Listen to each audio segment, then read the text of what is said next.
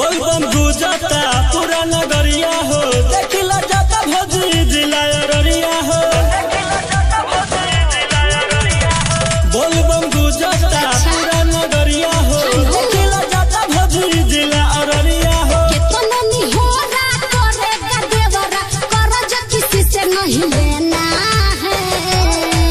मेरा मर्द माना किया है, असो देव घर नहीं जाना है। मेरा मर्द माना किया है, असो देव घर नहीं जाना है।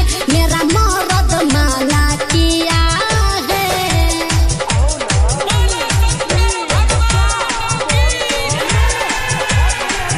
असो देव घर नहीं जाना है। मेरा मर्द माना किया है। काबर जल्दी उठल हमर भौजी हो, भैया नहीं कंगई बारे उठ सऊदी हो।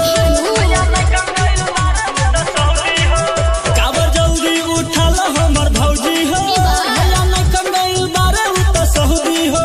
हम कैसे बताएं मेरा क्या मजबूरी है। बाकी देव घर ही जाना अब तो जरूरी है। परसल से कांधे पे कांवर जोड़ा हमको उठाना है। मेरा मर्द माना किया है, असो देव घर नहीं जाना है। मेरा मर्द माना किया है, असो देव घर नहीं जाना है।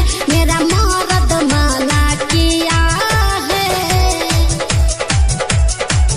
असो देव घर नहीं जाना है।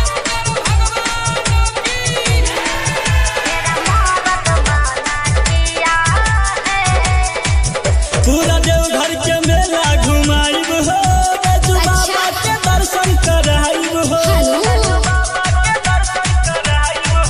पूरा देवघर के मेला घुमाइब हो, बैजू बाबा के दर्शन कराइब हो। पिया विजय यादव का बगली अब तो खाली है।